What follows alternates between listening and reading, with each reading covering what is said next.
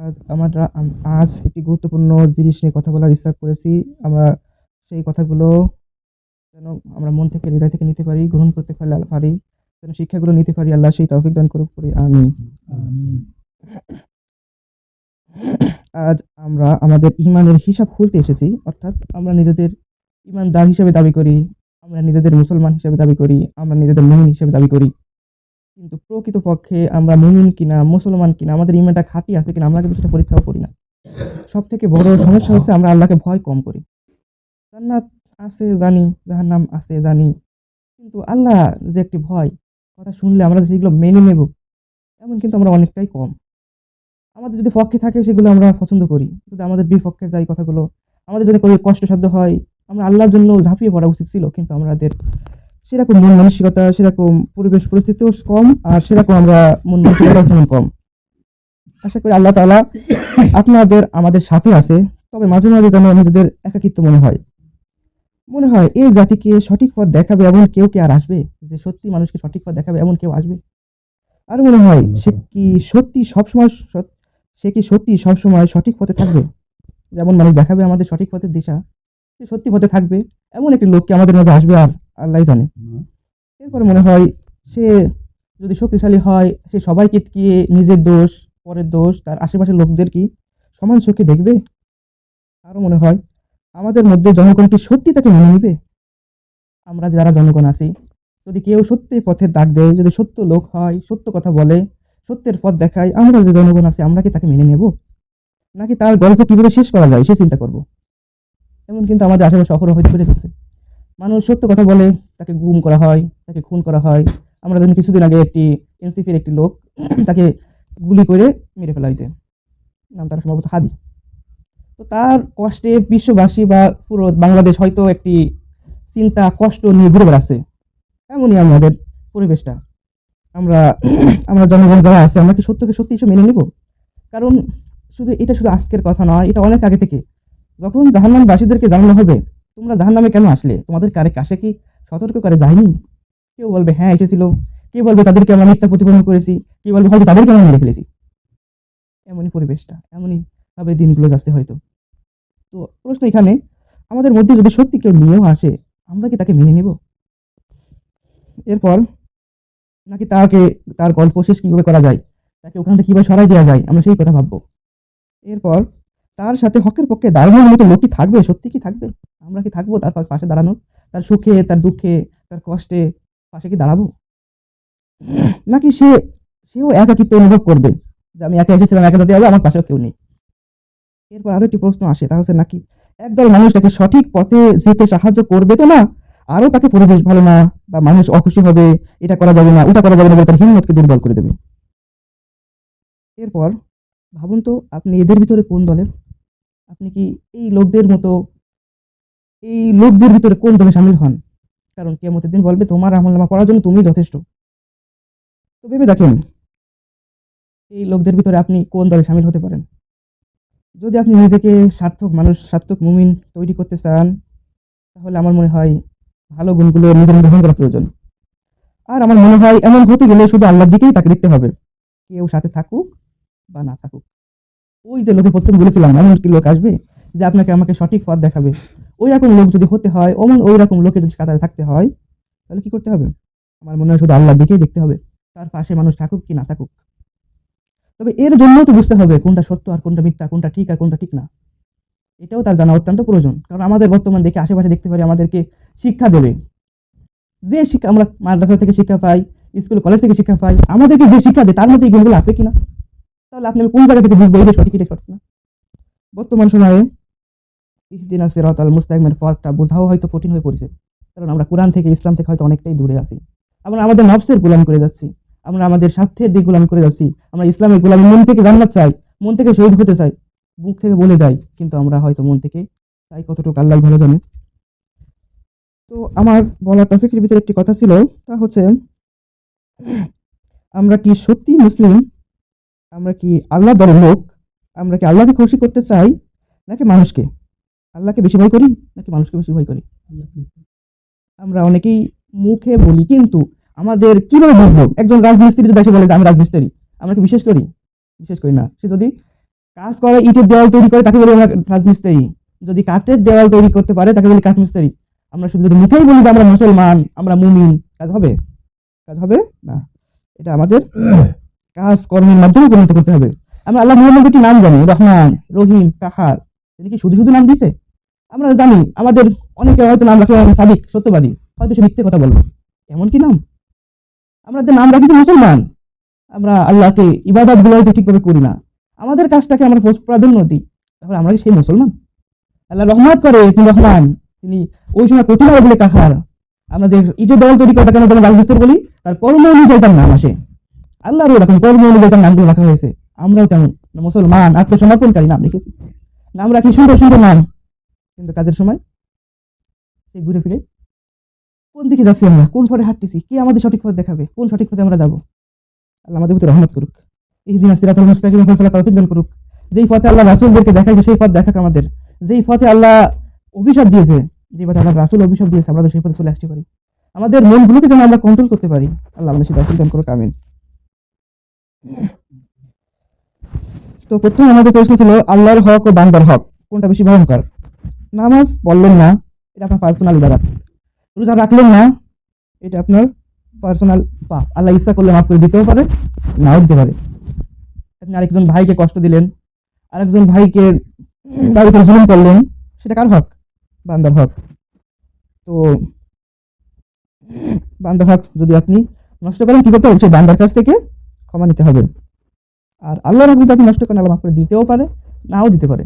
কিন্তু আপনি যদি বান্দার হক নষ্ট করেন, আপনাকে একজন কথা বললো বিনা কারণে, আপনার উপর খারাপ ব্যবহার করলো, আপনি কিছু বললেন না, আপনার হয়ে ফেরেশতারা হয়তো তার উপরে গালাগালি করবে, আপনি যদি পারেন তাকে মাফ করে দেন।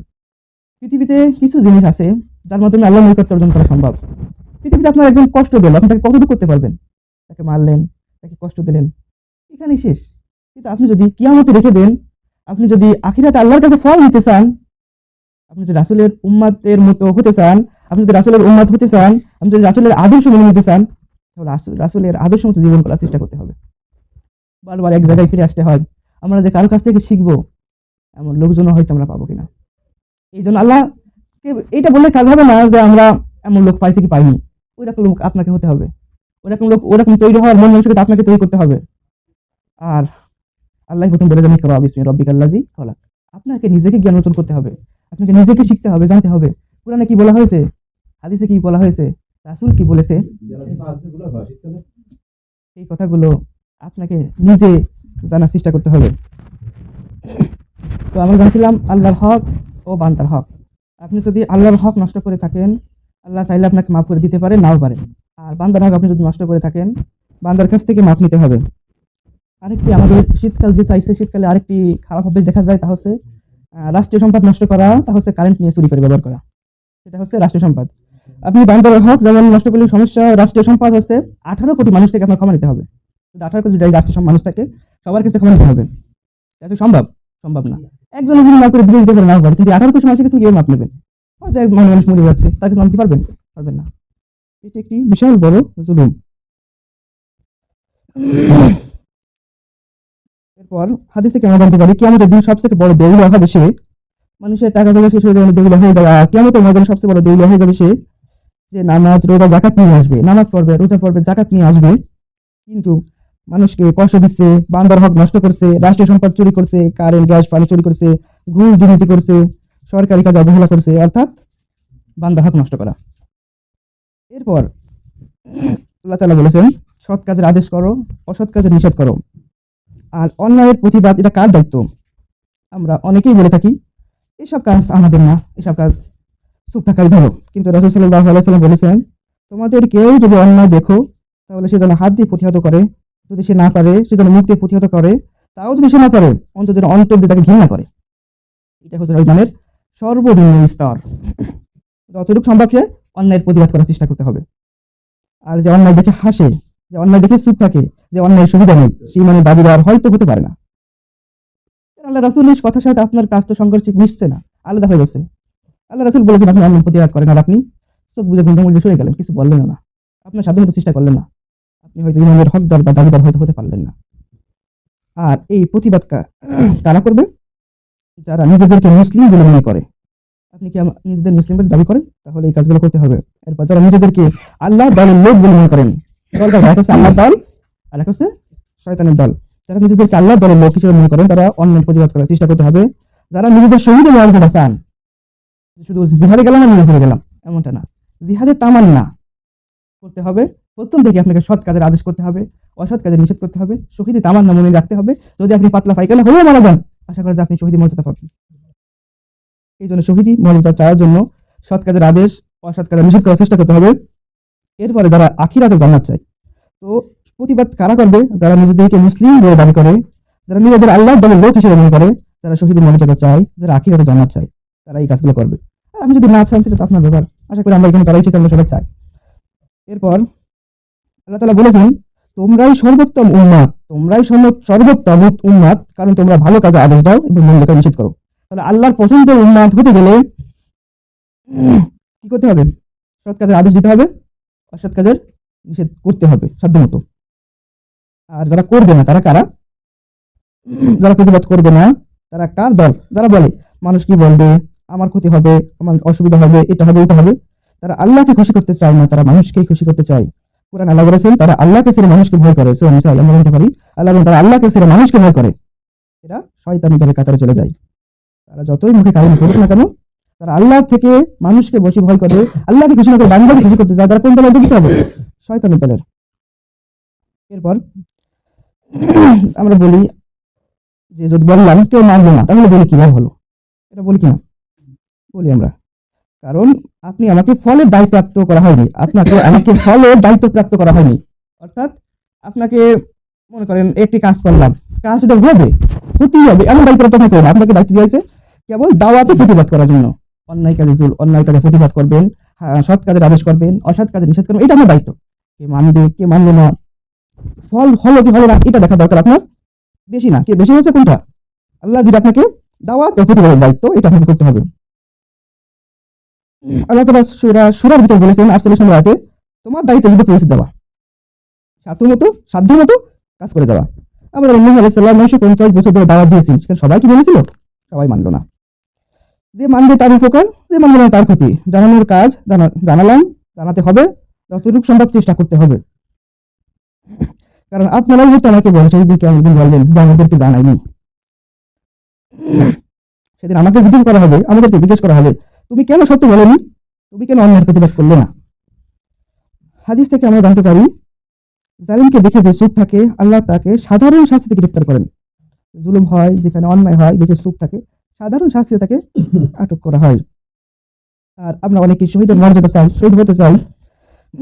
তো শহীদ কিভাবে হওয়া যায় বা শহীদের মর্যাদা কি ধরনের? হাদিস থেকে আমরা জানতে পারি, যে ব্যক্তি জালিমের শাসকের সামনে সত্যি কথা বলে এবং নিহত হয় সে হচ্ছে সর্বশ্রেষ্ঠ শহীদ। এই জন্য সত্যের পক্ষে দাঁড়ানো, অন্যায়ের বিরুদ্ধে কথা বলা, আল্লাহ সন্তুষ্টির জন্য ঝুঁকে নেওয়া, এটাই হচ্ছে ইসলামের পথ। এই জন্য যখন আপনার আমার মৃত্যু সেই দিন চলে আসবে, যখন কবর চলে আসবে, তখন আপনার আল্লাহ ছাড়া আল্লাহকে যদি সাহায্যকারী হিসেবে না নিতে পারেন, কোনো সাহায্যকারী পাবেন না। এই জন্য দুনিয়ার সামান্য লাভের জন্য হারামকে কাছে টেনে নেবেন না, হারামভাবে বিদ্যুৎ চুরিতে ব্যবহার করবেন না। এরপর আপনার ইমানকে বৃদ্ধি করার চেষ্টা করুন, সৎ কাজে আদেশ করুন, অসৎ কাজ থেকে নিজেদেরকে দূরে থাকার চেষ্টা করেন, আল্লাহকে ভয় করুন, সত্যবাদীদের সাথে থাকার চেষ্টা করুন। আল্লাহ এই কাজগুলো আপনাকে আমাকে জেনে বুঝে মেনে চলার তৌফিক দান করুক। সুবহানাকা আল্লাহুম্মা ওয়া বিহামদিকা আশহাদু আল্লা ইলাহা ইল্লা আনতা আস্তাগফিরুকা ওয়া আতুবু ইলাইক। আলহামদুলিল্লাহি রাব্বিল আলামিন। যারা কাবলা জমা করে নি তারা কাবলা জমা করে নি।